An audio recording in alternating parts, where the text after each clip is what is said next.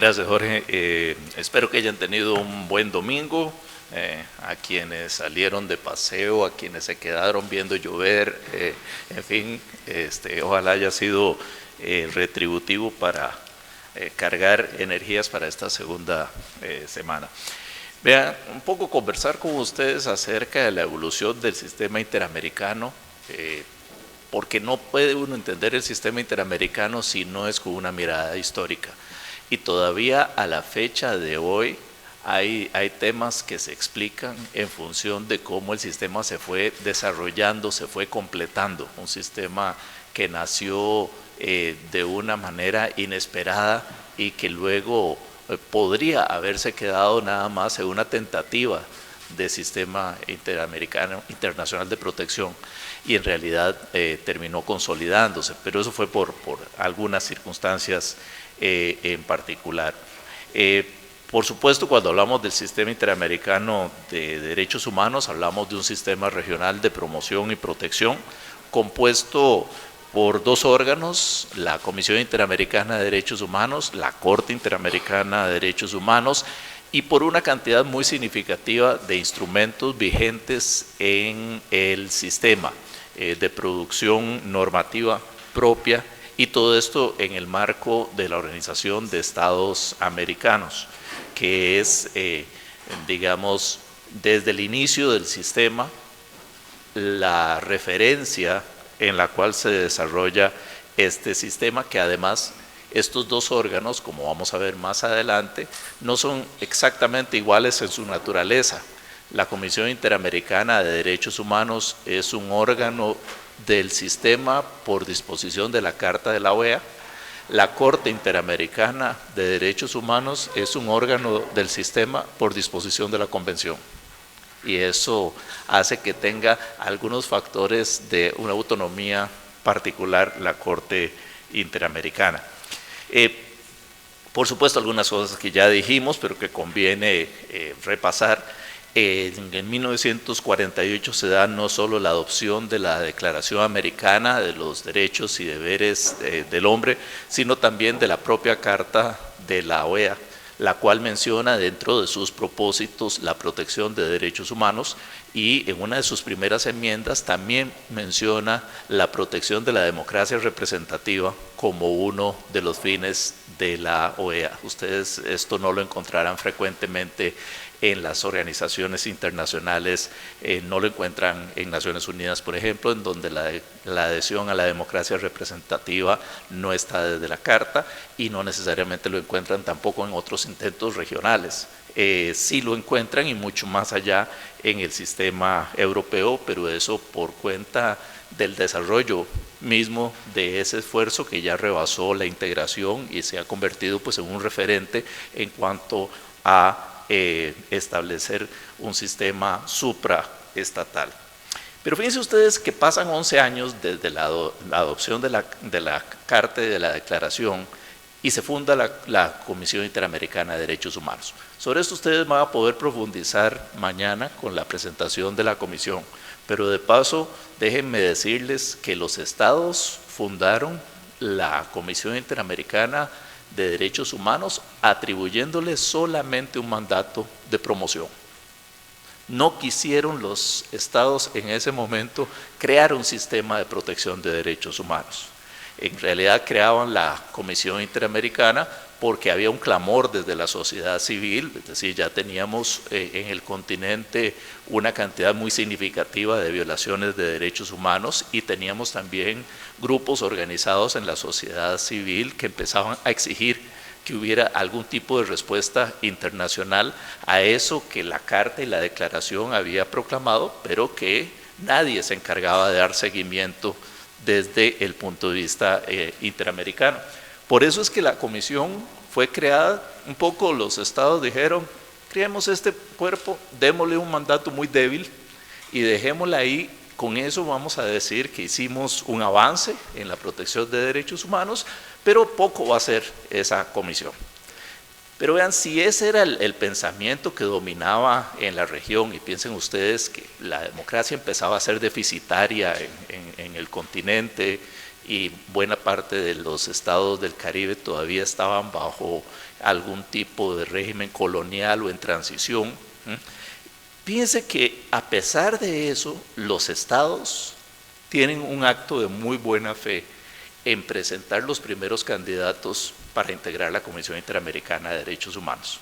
Entonces buscaron algunos de los mejores juristas del continente y a pesar de haberle dado un mandato de promoción, buscaron gente capaz, íntegra y vinculada efectivamente al derecho internacional o a los temas de derechos humanos, que como ustedes verán, todavía estábamos hablando de un derecho internacional de los derechos humanos muy joven, ¿no?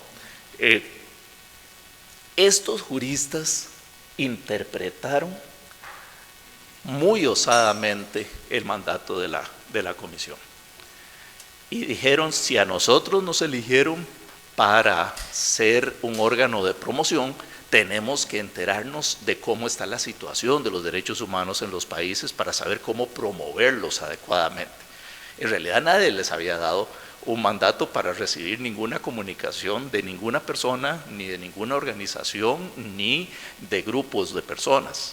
Y sin embargo, estos juristas valientes dijeron: nosotros vamos a recibir todo lo que nos quieran enviar porque eso nos ayuda a tener una visión de cómo está la situación de los derechos humanos en los países. De modo que lo interesante es que la Comisión Interamericana prácticamente de la nada transforma su mandato de promoción en un mandato de protección por vía de examinar el estado de los derechos humanos en los países. Entonces su primer herramienta fueron los informes por país. Y eso es interesante porque vean ustedes que la comisión interpretó ese mandato a lo largo de 5 largos años. Y fue por la interpretación del mandato que la comisión empezó a recibir comunicaciones, no las tramitaba como denuncias individuales, no llegó a tanto, pero sí dijo: estas comunicaciones me sirven para medir el estado de los derechos humanos en los países. Y entonces empezó a emitir informes por país, primero de una manera más bien tímida, pero valiente. Vean que recién entre el 65 y el 66 le dan a la comisión la posibilidad de recibir comunicaciones individuales. Aquí un poco, de nuevo, los estados se vieron forzados a hacerlo porque la comisión pues evidentemente ya tenía un material importante que había recibido de denuncias individuales. Entonces dijeron: aquí no queda más remedio que autorizar a la CIDH a que tramite casos individuales. Y entonces la comisión sigue emitiendo los estudios por país, usa mucho las investigaciones in loco, las visitas a los países para construir estos informes, y hace todo esto antes de que tengamos un instrumento obligatorio sobre derechos humanos en el continente. Recién en el 69 se adopta la Convención Americana sobre Derechos Humanos. Aquí, por supuesto, me estoy saltando algún dato que no interesa tanto para lo que estamos hoy en día, del momento en que la Comisión ya es un órgano de la OEA, mucho antes de que la Convención Americana sobre Derechos Humanos fuera adoptada. Pasan, de nuevo, 9 años para que la Convención entre en vigor y para que la Corte se pueda conformar como un cuerpo colegiado. Todavía faltaría un año más para que la Corte se sentara por primera vez en sus instalaciones aquí en San José de Costa Rica. ¿Por qué esto es importante? Porque pónganse a pensar ustedes que a lo largo de 20 años la Comisión Interamericana se acostumbró a ser el órgano de protección de derechos humanos en el sistema. Y esto explica luego algunas de las dificultades para que el sistema funcionara plenamente cuando ya llega la Corte Interamericana. En el momento en que uno se ha acostumbrado a ser el responsable, e incluso ha ido más allá de lo que se le había pedido, luego es más difícil entender cuál es el sentido de un tribunal y cómo la comisión tiene que coordinar con este tribunal para llevar a una mejor protección los derechos en la región. Por eso es que en esa primera etapa, el trabajo de la comisión, junto con algunas importantes organizaciones no gubernamentales internacionales, fue determinante para que se pudiera internacionalmente llamar la atención sobre lo que estaba pasando con los derechos humanos de las personas en esta parte del mundo. En realidad, instituciones como America's Watch, Amnistía Internacional, en coordinación con la Comisión Interamericana de Derechos Humanos, fueron de las primeras que llamaron la atención internacional acerca de lo que estaba sucediendo con temas de violaciones de derechos humanos en nuestros países, que lamentablemente no era una ni dos, sino que podía llegar en algunas situaciones que ustedes conocerán históricamente bien a cuadros de sistemáticas violaciones de derechos humanos. Estamos además aquí enmarcados en plena Guerra Fría. Y esto significó también que los temas de derechos humanos podían teñirse ideológicamente. Y alguna gente decía que estaba dispuesta a sacrificar la vigencia de derechos humanos de las personas con tal de evitar el avance del socialismo en el mundo. Eso pues, era un discurso incluso oficial, de modo que no estoy diciendo nada que ustedes no conocieran. Sobre algunos países en particular había como un complot del silencio, ¿no? Las grandes potencias que no se ponían de acuerdo en nada, pero sí se pusieron de acuerdo para no decir de lo que pasaba en Argentina, por ejemplo, nada. Y no fue sino hasta el informe de la Comisión Interamericana de Derechos Humanos que empezó a escudriñarse con más atención desde todo el mundo las violaciones de derechos humanos que estaban sucediendo en Argentina. ¿Por qué las potencias se pusieron de acuerdo? Si quieren pregúntenmelo en la etapa del debate para no robar tiempo aquí de la exposición.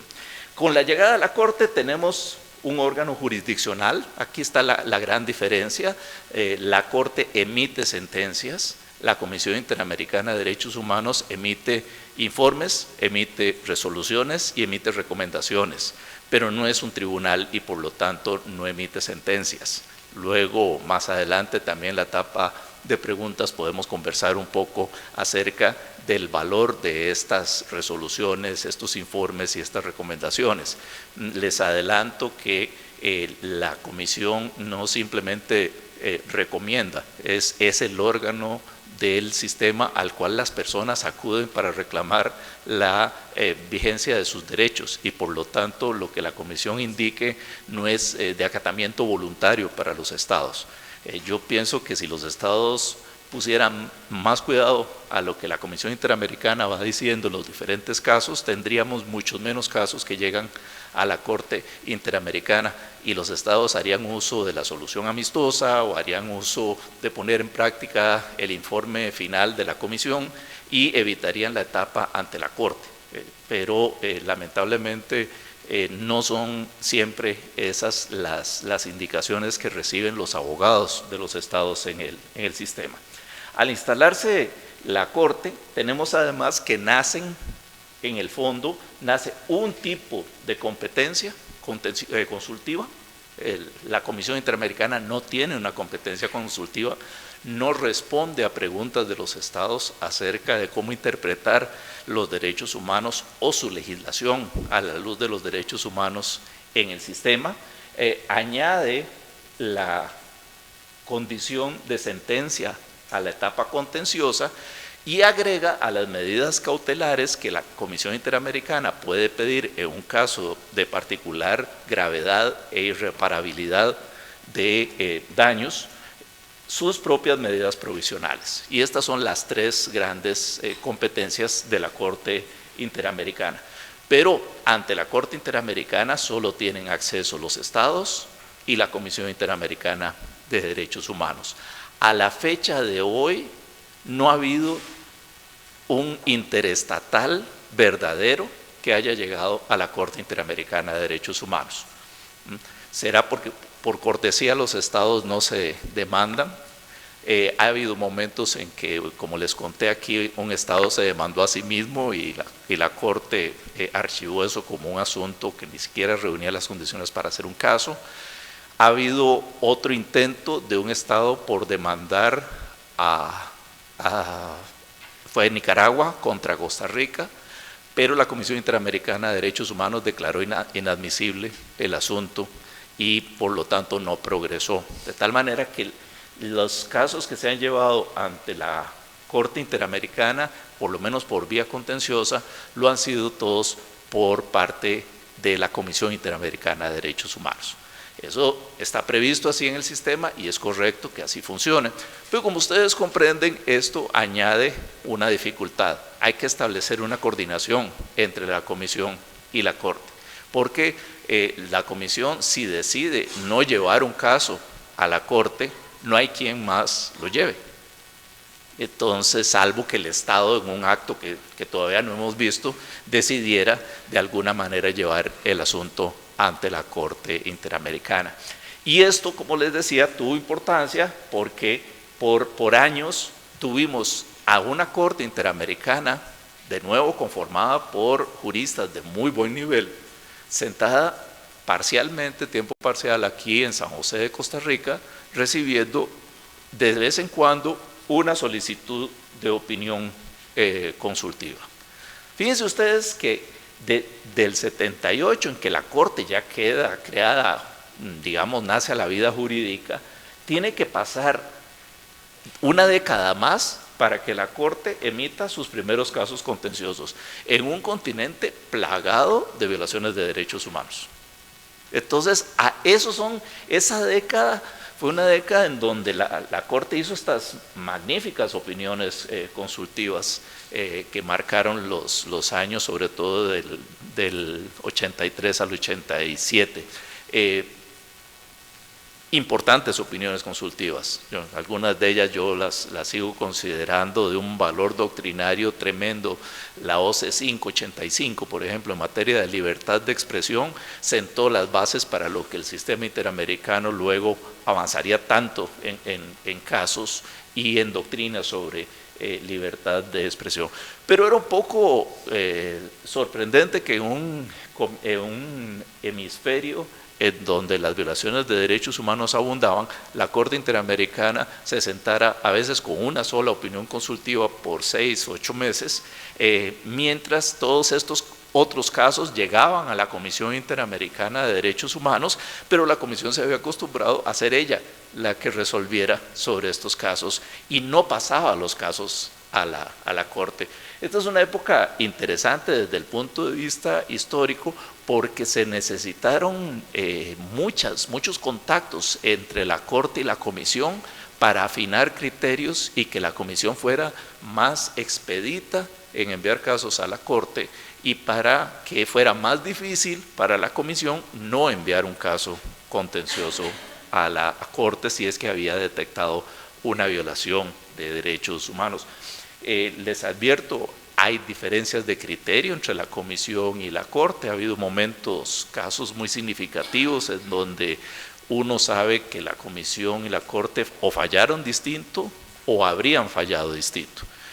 Por ejemplo, fallaron distinto en la consideración del caso Castañeda contra México, por ejemplo, en donde la Comisión consideró que la inexistencia de candidaturas independientes en México era una violación de los derechos políticos, mientras que la Corte Interamericana consideró que no lo era y que en realidad había otros temas ahí de impugnaciones y otros, digamos, menores, pero es uno de los casos en donde la Corte dijo que no estaba de acuerdo con la posición de la Comisión.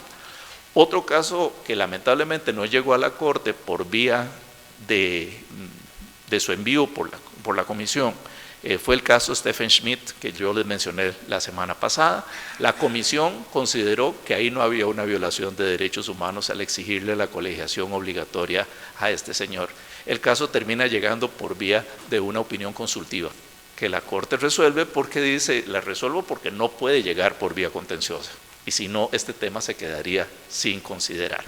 Y bueno, ha habido otros momentos en donde hay diferencias importantes de criterio entre la Comisión y la Corte. Esto simplemente para enfatizar que el tránsito ante la Comisión es muy importante, no es simplemente una etapa de admisibilidad como a veces lo ven algunos abogados encargados de la defensa de los estados. Y bueno, finalmente cuando se destraba el sistema, y ahora tenemos mucho más de 300 sentencias en casos contenciosos y tenemos 25 opiniones consultivas, que es un cuerpo muy importante de doctrina y jurisprudencia de la Corte Interamericana. Es bien importante, bien significativo mencionar aquí con ustedes que alguna de la jurisprudencia más reciente de la Corte, y vamos a poder hablarlo un poco en las mesas temáticas dentro de un par de días, está apuntando a temas que no son, digamos, los tradicionales, y entonces está hablando, por ejemplo, de la relación medio ambiente, derechos humanos, y también ha empezado finalmente a emitir sentencias en casos contenciosos que tienen que ver con derechos económicos, sociales y culturales. La Corte había sido en eso muy reservada y había preferido decir que solamente cuando eran conexos con derechos civiles y políticos podía entrar a considerar casos de derechos económicos, sociales y culturales, y todo eso empezó a cambiar desde mediados, fines del año pasado. Hay una cantidad importante de instrumentos en la región, por supuesto la declaración, por supuesto la Convención Americana, pero tenemos una convención para prevenir y sancionar la tortura, tenemos el protocolo de San Salvador sobre derechos económicos, sociales y culturales, es un instrumento importante y sin embargo no resolvió el tema de los derechos económicos, sociales y culturales por vía de los recursos, porque más bien limitó a solo dos de los derechos contenidos la posibilidad de que fuera objeto de una comunicación individual. O sea, hay un problema de diseño con el protocolo de San Salvador. La Convención Americana para la Abolición de la Pena de Muerte, la muy significativa Convención de Belém do Pará para prevenir, sancionar la violencia contra las mujeres. Hay una convención interamericana sobre desaparición forzada, muy interesante, porque los primeros casos que la Corte Interamericana resuelve son casos de desaparición forzada.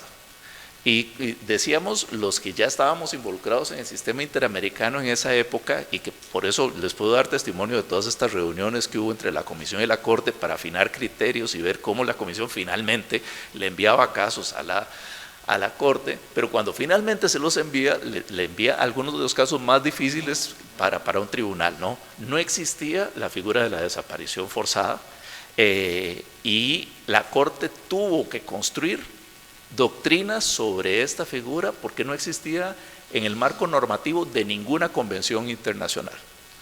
Lo interesante es que lo hizo muy bien, y más bien las convenciones que se han hecho sobre el tema de desaparición forzada de personas se han inspirado en las sentencias de la Corte, incluso esas primeras a partir de 1988. Tenemos una convención para la eliminación de todas las formas de discriminación contra las personas con discapacidad. Y bueno, aquí no está, pero tenemos una convención de los derechos de las personas adultas mayores y tenemos esto que es la Carta Democrática Interamericana, adoptada el mismo día de los ataques terroristas en Washington y Nueva York. Quienes estuvimos ahí vimos salir al secretario de Estado Powell rápidamente hacia Estados Unidos cuando tuvo la noticia de lo que estaba sucediendo allá, pero dejó firmada la Carta Democrática Interamericana. Este es un instrumento que alimentó grandes esperanzas, ¿no? El hecho de que hubiera una defensa colectiva de la democracia en la región, pero que no es un tratado, sino que es una declaración que sin embargo puede permitir incluso hasta la exclusión de un Estado de la OEA por un tema de ruptura del orden democrático. Lamentablemente la Carta Democrática ha fallado en una cosa que es muy esencial en nuestros días, tener un sistema de indicadores acerca de cuándo estamos en una democracia que se está enfermando, sino que la Carta Democrática lo que pensó es reaccionar frente al golpe de Estado tradicional de tirar los tanques a la calle. Y eso en nuestros tiempos, por lo menos en esta parte del mundo, no sucede, pero en cambio suceden muchos temas que tienen que ver con una mala salud de la democracia, hasta llegar al punto de preguntarnos qué está quedando de una democracia, si es que la vemos desde el punto de vista de legitimidad de ejercicio y no de origen. Bien, con el sistema constituido de esta manera, con esta cantidad de instrumentos importantes, ¿cómo evaluamos lo que ha hecho y qué son algunos de los desafíos, hasta peligros que puede ser que el sistema interamericano enfrente? Ahí tienen ustedes la composición actual de la Corte y de la Comisión Interamericana. Y bueno, ha habido importantes avances en esta historia, y sobre todo les diría que ha habido importantes avances del 2000 para acá. El sistema interamericano ha replanteado algunas instituciones de una manera muy significativa. Por ejemplo, el sistema pasó de ser un sistema de impulso procesal de la Comisión a un sistema en donde las víctimas tienen una intervención directa y significativa en el proceso. Y esto es muy importante para que precisamente las víctimas tengan voz propia y no tuvieran que depender de lo que la Comisión Interamericana decidía decir, plantear, aceptar o no en un caso determinado. Y esto fue una transformación muy significativa del sistema. También ha habido avances un poco más tímidos, pero hay avances en la garantía de representación legal ante el sistema interamericano, porque se dice muy fácil que toda persona tiene acceso ante el sistema. La verdad es que si ustedes no tienen asistencia legal especializada, es muy difícil ganar un caso ante el sistema. Y por eso es que la mayor parte de los casos que se han ganado en el sistema han sido amparados por organizaciones internacionales especializadas en el litigio estratégico ante el sistema interamericano. Un poco la figura del defensor interamericano que vamos a mencionar después obedece a tratar de darle más posibilidades a las víctimas de llegar aún sin el apoyo de una organización especializada. También en el tema de transparencia, porque el sistema interamericano pasó entre los años 2009 a 2012 por un periodo en donde se le puso muy en cuestionamiento, y sobre todo la Comisión Interamericana de Derechos Humanos fue puesta en cuestionamiento. Este proceso fue llamado proceso de fortalecimiento del sistema interamericano de derechos humanos. En realidad era un proceso para ver cómo se debilitaban las facultades de la Comisión Interamericana. Pero de ese proceso quedaron cosas buenas, algunas que tienen que ver, por ejemplo, con un aumento de la transparencia en la composición y la fundamentación de las decisiones de la Comisión Interamericana. Eso es muy significativo. Uno de los temas en donde el sistema ha avanzado más y donde todos alrededor del mundo siguen viendo como un logro muy significativo del sistema interamericano es en reparación integral. La variedad de las reparaciones y la diversidad de estas reparaciones hacen que en otra parte del mundo se vea mucho lo que el sistema interamericano ha avanzado en esta materia.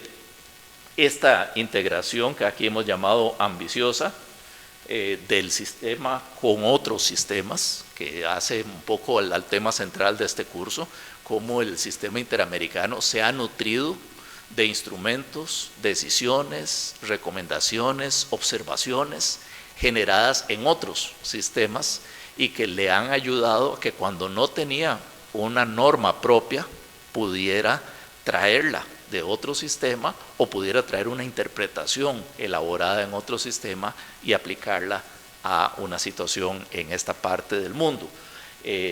Yo les diría que tal vez lo más sorprendente de esos casos ha sido la OCE 16, en donde la Corte Interamericana de Derechos Humanos derivó de la Convención de Viena sobre relaciones consulares un derecho humano para las personas extranjeras cuando son detenidas en otro país, el derecho de asistencia consular. Fíjense, derivó un derecho aplicable al sistema interamericano de un instrumento que no es de derechos humanos y que no es del sistema interamericano. Y por eso sí la llamamos integración ambiciosa. Y bueno, el desarrollo de herramientas de acceso a estándares que pueden ayudar a poner en práctica en casos específicos los derechos humanos. Esto de la garantía de participación directa de la víctima hace que hoy en día, y lo verán ustedes en la simulación que vamos a tener el jueves entrante, que la Comisión Interamericana de Derechos Humanos ya no es la dueña del proceso. En realidad las víctimas tienen una representación directa y son las víctimas las que llevan la voz cantante en el proceso ante la Corte Interamericana. La comisión sigue estando ahí y es la que inicia el proceso ante la Corte, pero en el fondo, cuando se trata, por ejemplo, de testigos, solo excepcionalmente con peritos, la Comisión Interamericana tiene una acción directa. Ahora, la Comisión también tiene un derecho a sus propias conclusiones en el proceso ante la Corte, porque recuerden que la Comisión tiene un objetivo que rebasa las características de un caso individual y que tiene que ver con la preservación de los derechos humanos en el sistema y puede tener entonces intereses ligeramente diferentes de los intereses de las víctimas o de los peticionarios, ¿no? Pero lo cierto del caso es que esto permite que la víctima tenga una participación más plena, más decisiva, más digna ante la Corte Interamericana. Pero vean que sigue dependiendo de la iniciativa de la Comisión para que el caso llegue primero a la Corte. Eso no ha cambiado. Este es los otros mecanismos que se han desarrollado, sobre todo para la representación legal que les decía, el Fondo de Asistencia Legal de Víctimas, que permite entonces buscar asistencia legal especializada para llevar casos ante el sistema, y la figura del defensor interamericano, que en realidad es una institución a la cual los estados prestan a algunos funcionarios judiciales de alto nivel que deberían estar especializados en temas de derechos humanos para que puedan asumir la representación de una persona, de una víctima o familiares de víctimas o de interesados en un caso ante el sistema interamericano. Son dos instituciones en desarrollo. Ninguna de las dos hasta el momento ha sido enteramente determinante, se los confieso, pero vean que en el sistema interamericano el tiempo va cambiando las cosas sustancialmente. Entonces esperamos que esto sea también un cambio muy sustancial para las víctimas el día de mañana. Una cosa interesante es que la Comisión Interamericana, como producto de ese proceso de fortalecimiento, tuvo que hacer cambios significativos en algunos temas, y les diría que varios de ellos fueron positivos, ¿no? Por ejemplo, la comisión tuvo que modificar el procedimiento que tenía para el archivo de una denuncia o petición que le llegara, porque en el pasado lo que sucedía es que la comisión no tenía que justificar del todo el rechazo de un asunto. Y algunos asuntos, incluso si ustedes me permiten una crítica, algunos asuntos muy de derechos humanos fueron rechazados con solo una línea de justificación por parte de la Comisión Interamericana. Y ahí, como ustedes comprenden, se le fue a las víctimas una oportunidad importante y que no tiene necesariamente solución. Hoy en día la Comisión tiene que justificar mejor y puede además reabrir un caso que haya declarado inadmisible, lo puede reabrir en función de ciertas circunstancias. También la comisión hoy en día tiene que fundamentar más adecuadamente las medidas cautelares. Esto sucedió sobre todo a propósito de un caso contra Brasil, Montebello, y la construcción de un importante proyecto en ese país, en donde por razones probablemente atinentes, la Comisión Interamericana de Derechos Humanos, por vía de medida cautelar, le pidió a Brasil que detuviera la construcción de ese proyecto. Como les digo, de fondo, uno seguramente estaría de acuerdo con la Comisión. Lo que fue sorprendente es que eso se lo mandó a decir a Brasil en un párrafo y medio, sin hacer una fundamentación de cuáles podían ser, digamos, los derechos afectados, por qué habría una irreparabilidad de los daños en ese proceso.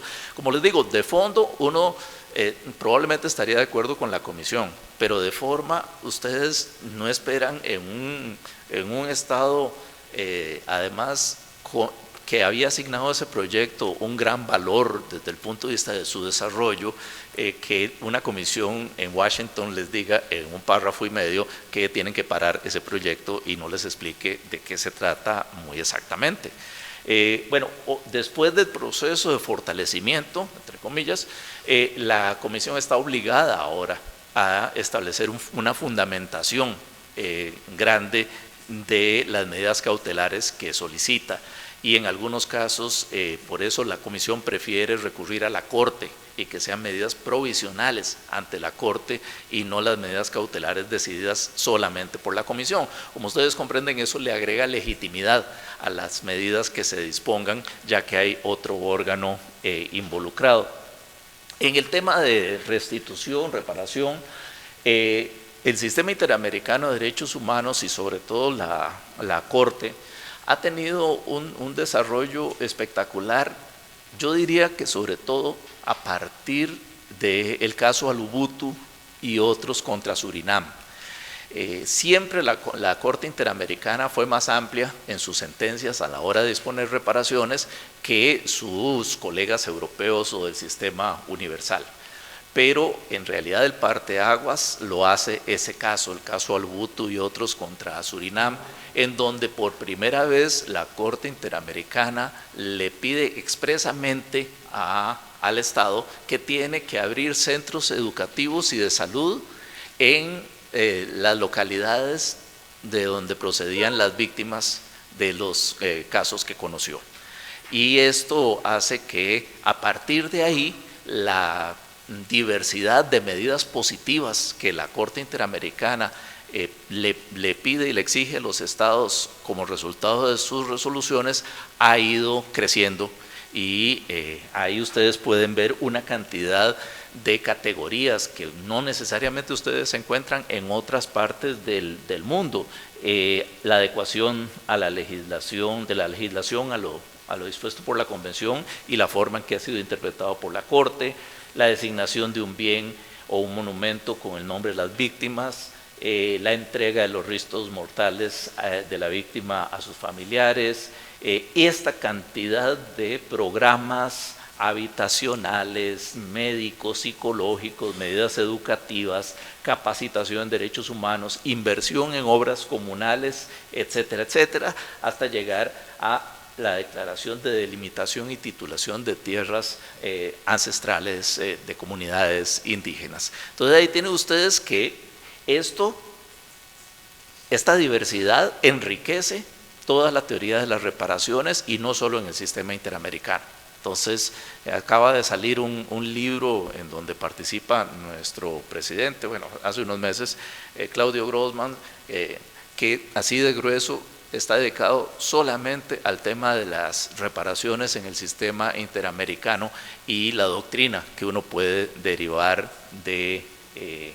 Está en Amazon, creo que está solo en inglés en este momento, pero debería estar próximamente en español, y si luego tienen interés yo les paso el nombre exactamente. Les hablaba también de la integración del sistema interamericano con otros sistemas, y decirles que bueno, esto ha ocurrido por vía de incorporar a casos específicos la doctrina que se ha desarrollado en otra parte del mundo, o incluso poder atender casos de derechos que no estaban en el sistema interamericano contemplados específicamente, y traer esos instrumentos por vía de incorporarlos y darles contenido a lo que en el sistema interamericano a veces era solamente una frase o solamente un título. Y esto ha ocurrido varias veces. Con Juani lo van a ver ustedes en una exposición pronta, pero sí les adelanto que lo hizo, por ejemplo, la Corte Interamericana con los casos de derechos del niño, en donde traer la Convención del Sistema de Naciones Unidas sobre los derechos del niño fue la forma de darle contenido a esta figura en el sistema interamericano. Ha traído incluso figuras que no son tratados obligatorios. Ha traído, por ejemplo, los principios de trato de las personas privadas de libertad, que como ustedes saben es una recomendación en el seno de Naciones Unidas, y los ha traído y los ha colocado en el sistema interamericano para evaluar el cumplimiento o no de las condiciones en nuestros centros penitenciarios. Y es una labor muy creativa de la Corte Interamericana que ustedes, en el caso que van a tener que simular, van a encontrar también la oportunidad de traer esa doctrina que está desarrollada sobre todo en el plano del sistema de Naciones Unidas y aplicarla a un caso en el sistema interamericano. Como les digo, lo más osado fue la OCDE 16, porque cuando hablamos de un derecho derivado de una convención sobre relaciones consulares, cuyo objeto y fin no es la protección de derechos humanos, es ciertamente una elaboración jurídica extraordinaria, aunque alguna gente, como ustedes comprenden, no comparte el mismo razonamiento.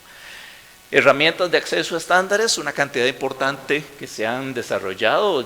Aquí también se les ha hablado de los cuadernillos de jurisprudencia que ilustran acerca de, bueno, cómo acercarse a esos temas de una forma más asequible.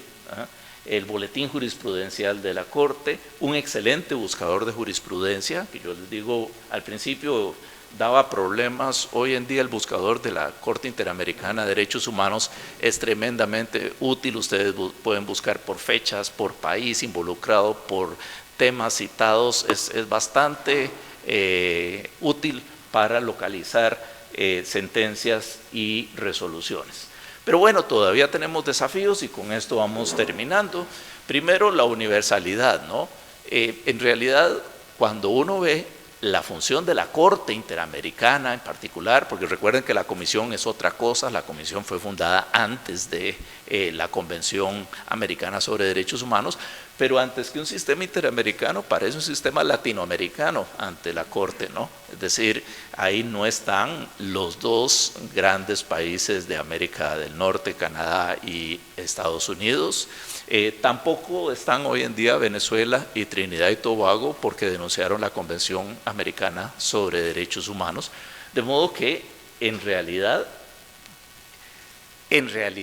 la Corte ejerce su competencia sobre un grupo de países latinoamericanos fundamentalmente.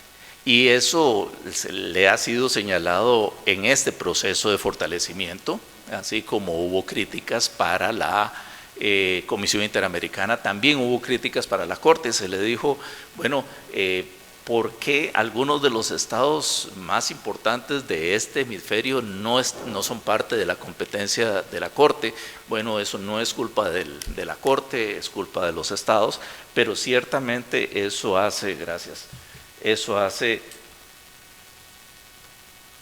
hace más limitada la competencia de la Corte.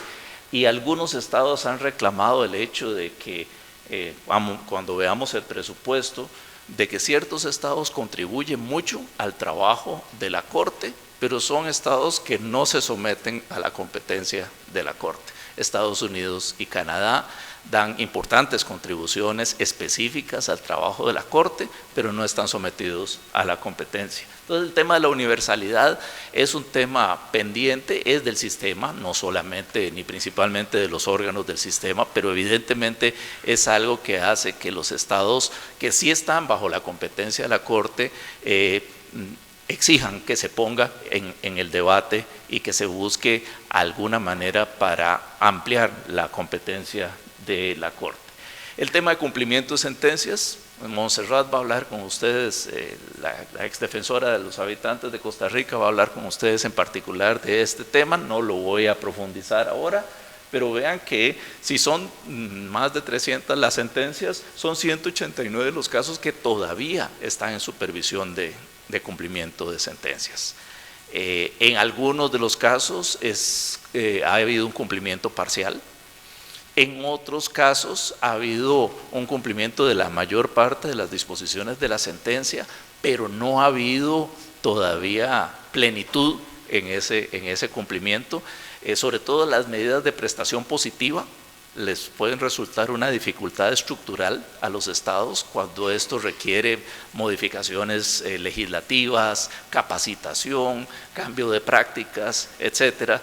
Ustedes comprenden que ahí puede haber un tema más complejo. Plazo razonable. Si hay algo que le podemos criticar al sistema interamericano de derechos humanos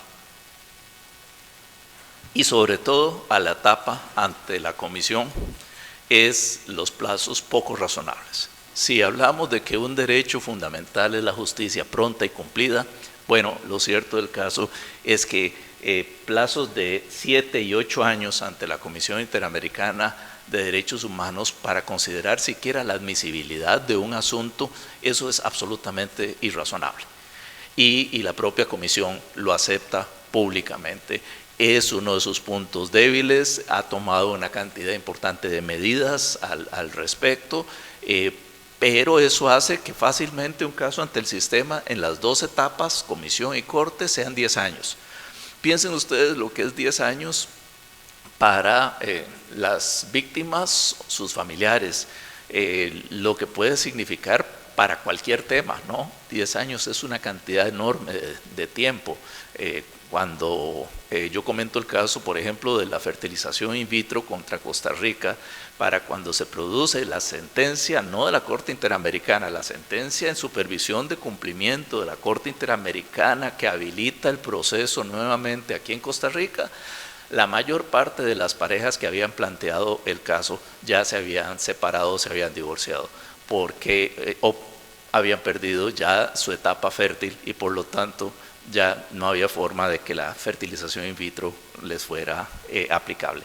Entonces uno ahí se pregunta, eso en un caso digamos no de una violación sistemática y tan grave, imagínense lo que significa también para gente que la está sufriendo en vejaciones muy severas en diferentes puntos de nuestro continente. Es un tema que la Comisión está consciente, está tomando medidas, han ido bajando sobre todo los últimos 2 años el número de asuntos pendientes, pero también cuando ustedes comparan lo que le entra a la Comisión y lo que le llega a la Corte, también vemos que hay una cantidad de casos que se siguen quedando en la Comisión a pesar de que ésta tiene hoy en día que justificar por qué no envía un caso a la Corte Interamericana. Y para terminar, los temas de plata que no siempre sobran, ¿no?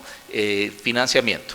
Y si bien este cuadro es hasta el 2015, porque ha habido cambios importantes en los últimos 2 años que yo les tengo que reportar, pero a mí me gusta mucho este gráfico porque ustedes notan claramente que los fondos especiales, o sea, los que aportan incluso estados o fundaciones que no son del sistema.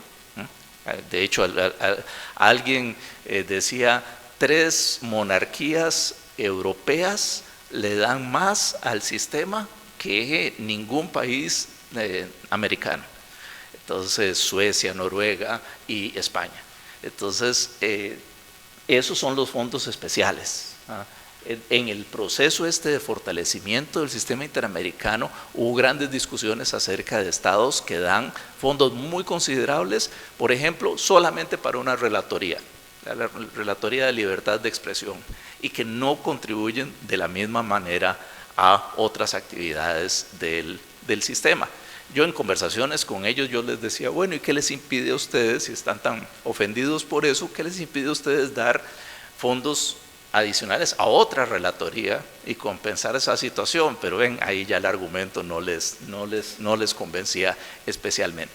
Esto ha ido cambiando los últimos 2 años, sobre todo desde el año pasado, en que los estados se han comprometido a ir aumentando hasta más que duplicar los aportes que dan al sistema interamericano.